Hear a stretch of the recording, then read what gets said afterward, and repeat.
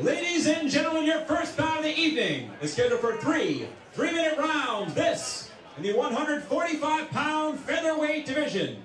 This bout is proudly sponsored by Chuck's Signs. Visit chuckssign.com for more information. And your referee in charge of the action, Mr. Paul O'Brien.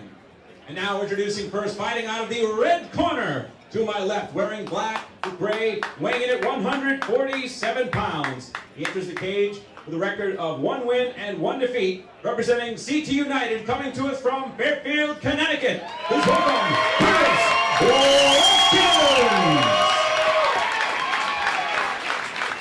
And his opponent fighting out of the blue corner, to my right, wearing blue camouflage and black. He weighed in at 145 pounds, entering the cage with a record of 2 victories and only 2 defeats. He's representing Team Ravenous MMA from Greenville, Massachusetts. Please welcome Joe the Wild Ginger Leonard.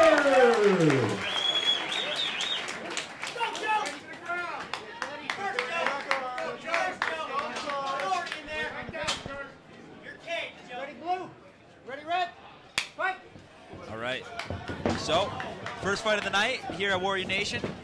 Big shout out to Jesse Camp for setting these fights up. We've got Watkins taking Leonard down. Leonard has fought on this Warrior Nation a couple times now. Actually, if you look at Curtis's record too, he's only fought for Warrior Nation as well. None of these fights, whether it's Curtis or it's Joe, have gone to a decision. And look for a first or second round finish, whether it's either Joe or Curtis. Yeah, every time I've seen Joe fight, he's pretty much come out of the gates and he looks to scrap. He's 2-2, 2 wins, 2 losses. He's in a rough position right now. This is one of the worst positions in MMA. Flat on your belly, being controlled from this position. If Curtis were to posture up, it could be a quick finish here. Yeah, he's got it looks like Curtis is a pretty strong dude on top too, so it's going to be tough to get out from bottom, having such a strong guy on top. Yeah, I completely agree. Short, stocky guy, and he's looking like he's got great control of his hips here. Nice and low, arching Joe's back. That's a tough position right there to be in. Yeah, and I'm not seeing Joe really look to clear those legs out either, which is going to make it a little more difficult to get out. But every time I've seen Joe fight, this guy comes to put on a show. He never quits. He's been in wars, and it's never over until... Oh, look at this. Look at this. It looks like he's slowly turning in. Curtis, very smart. Yeah, recovers. Keeps his position. Gets back in the saddle. Back in the saddle? That's what we call it in college wrestling. All right, hey, you know what? Jiu-jitsu, there's no saddle, so I don't... Yeah, you guys wear pajamas.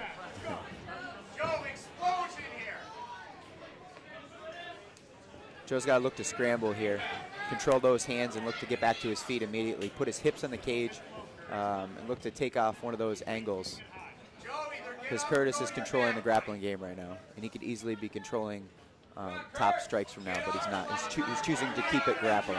That boot that Curtis has in right now, it doesn't look like he's really riding too tight.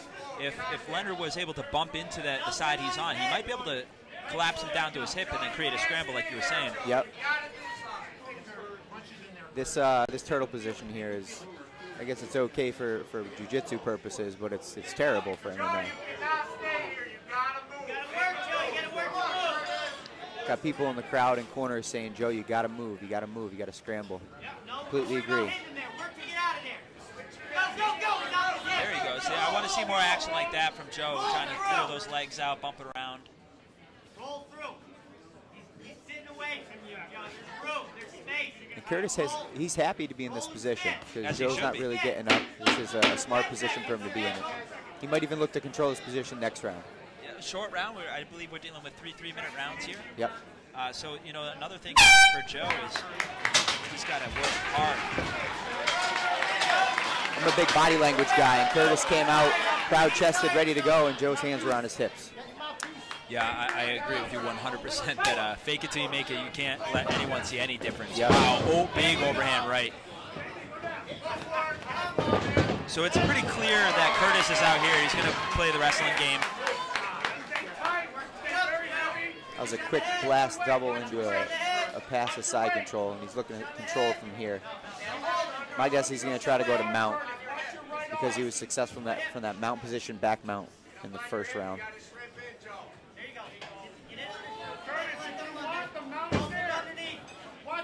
Nice pressure, staying heavy on top. Joe's looking to come out from underneath. North-south position now. So far, no damage really either fighter has taken. More of it grappling exchanges. Yeah, if you've seen their fights in the past, they're more grappling oriented anyway. So.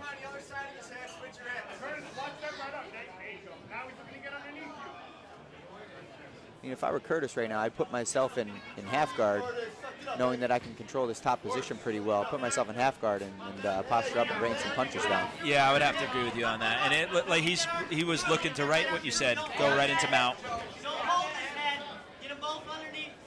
Yep. It's a tough position for Joe to be in. He's got a strong guy on top, opening up right now. Joe's got a bump. He's got a bump hard. He should not be punching up from here. He's going to be stopped soon. Yes. I'm always concerned when fighters are punching from bottom on mount that they're not worrying about escaping here. Yeah. I think if Curtis just sits here and hips forward and keeps punching, this fight could be stopped. I agree. I think him controlling the wrist right now and going for a choke is not the smartest thing. He was seconds away from having it finished on top. He was. No, I got to give it to Curtis. He's got really good position when he's got that back mount. He keeps those legs nice and tight. He's not allowing Joe to clear the legs at all. Yeah, for sure. If he were a little higher towards his armpits, Joe could get back to his knees. But because he's a little bit lower on his hips, keeping him extended. Yep, keeps him extended. It keeps him in this really frustrating position. A little cut under the right eye of Joe.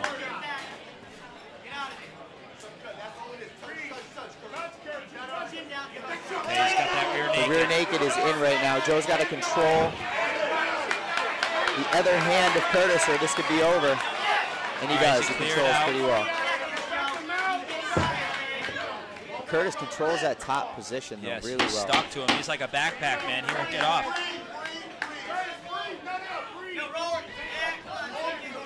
Curtis has really good composure here too. He doesn't seem like he's freaking out too much. Very comfortable. It's just it's a tough position to deal with. There's no offense. Should not walk straight in like that. Joe needs to have some lateral motion, not be a linear fighter. Yeah, he's straight forward, straight back right now. Look for a throw here, body lock to it. I guess we're back to the same position.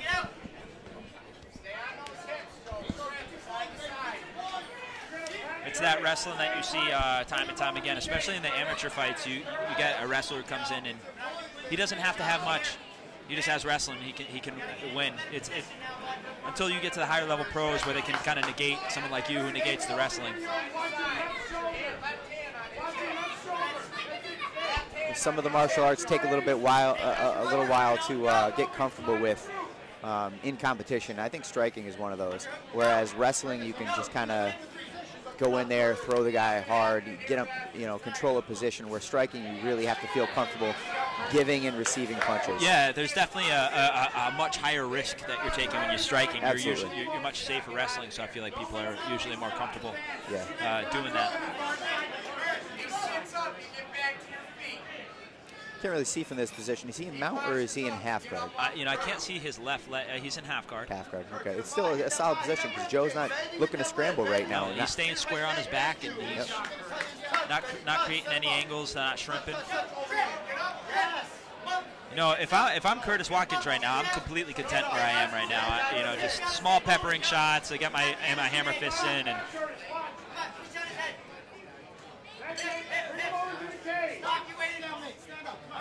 That is a terrible stand-up. I don't agree with that whatsoever. Is this ref familiar to you? Because he's not to me. I've never seen this referee before.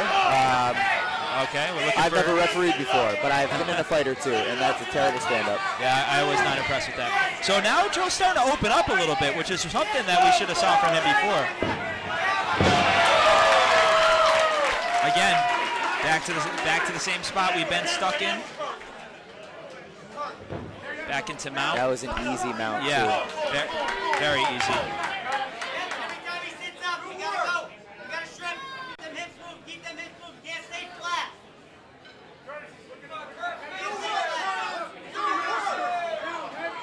got to be short time here, less than 30 seconds.